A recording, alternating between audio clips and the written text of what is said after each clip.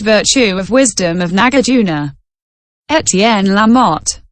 Composed by the Bodhisattva-Nagarjuna and translated by the Tripitaka Dharmakaya Kumarajiva of the land of Kucha.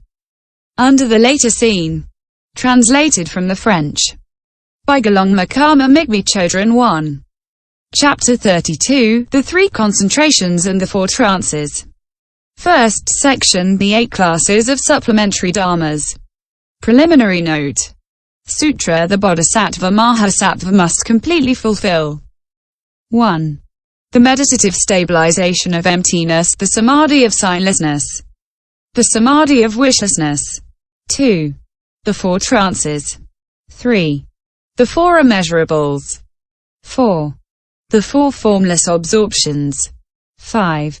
The eight liberations. 6. The eight spheres of mastery. 7.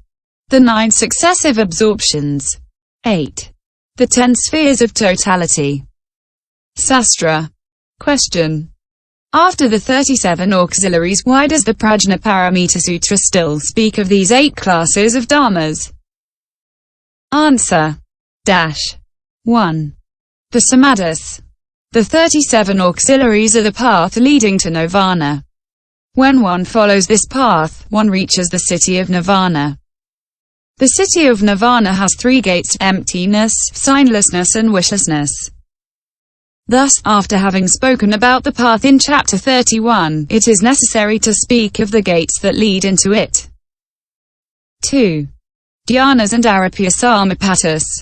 The 4 trances, etc. are dharmas helping to open these gates.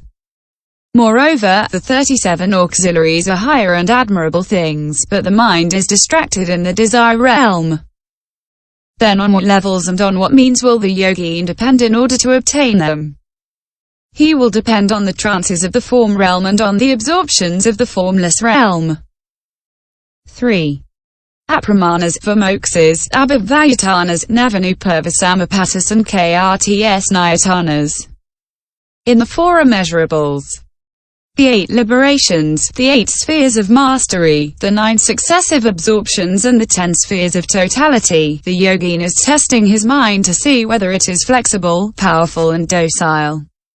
It is like the nomad who tests his horse to see whether it is supple and docile and who, only after that, goes into battle. It is the same for the 10 spheres of totality. The yogin contemplates and seizes a blue color, big or small. Then he looks at objects wanting them to be all blue, or else all yellow, all red, all white. Furthermore, in the 8 spheres of mastery, he rules as sovereign over objects. In the first and the last liberation, he considers the body as disgusting, but in the third liberation, on the other hand, he considers it as fine. In the 4 immeasurables, by means of loving kindness, he sees all beings as happy. By means of compassion, he sees all beings as suffering. By means of joy, he sees all beings as rejoicing. Then, with equanimity, setting aside the preceding 3 feelings, he sees beings quite simply without feeling aversion or affection for them. Subjective or objective consideration. Furthermore, there are 2 types of consideration. I. The subjective consideration. E. The objective consideration. The objective consideration is the 37 auxiliaries of enlightenment. But as this objective consideration is difficult to acquire, it is necessary to follow it up with the subjective consideration. The mind, in the course of the latter, becomes supple and so it becomes easy to obtain the objective consideration. By using the objective consideration, the 3 gates of nirvana are successfully opened. Second section, The 3 meditative stabilizations. I. The 3 meditative stabilizations according to the Abhidharma.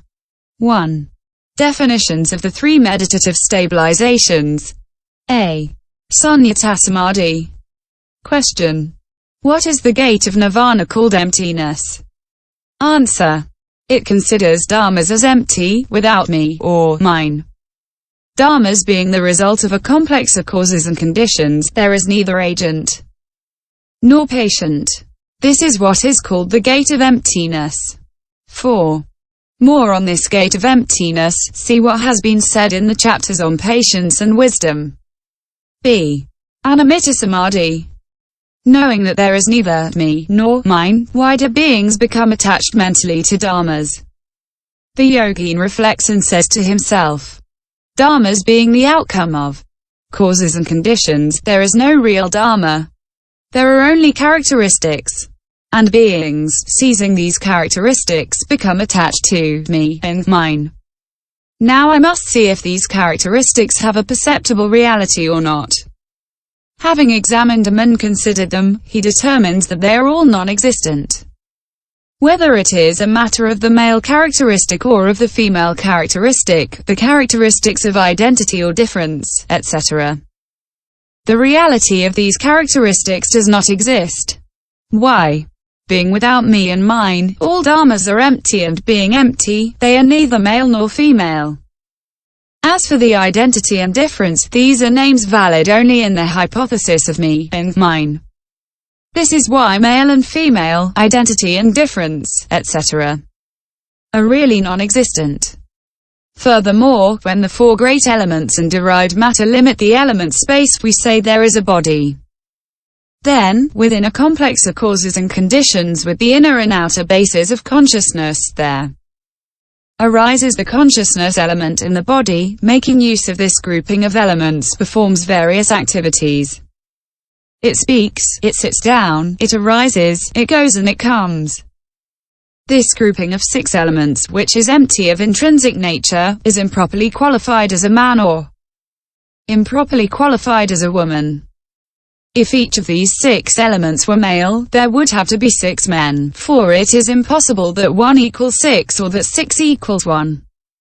But in the earth element entering into the composition of the body, there is neither male nor female characteristic, and it is the same for the other elements: water, fire, wind, space and consciousness. If these characteristics do not exist in each of the 6 elements taken separately, neither do they exist in the grouping of these 6 elements. Similarly, if 6 dogs, taken separately, could not give birth to a lion, neither can they do so taken together, for that is not their nature. Question: why would there not be male and female? Although the individuals are not different, the parts of the body themselves differ and there are sexual distinctions. The body cannot exist independently of the body parts, and the body parts themselves cannot exist independently of the body. If we see the foot, which is part of the body, we know that there is a whole called body. The body parts, foot, etc. are different from the body, and it is the body that has the male or female characteristics. Answer: the individual has already been refuted above, and I, Kumarajiva, have also refuted the characteristics of the body. Now I must repeat myself.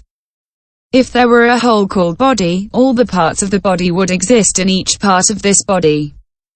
Each of the parts would exist in every part. If the body existed fully in all of the parts, the foot would exist in the head.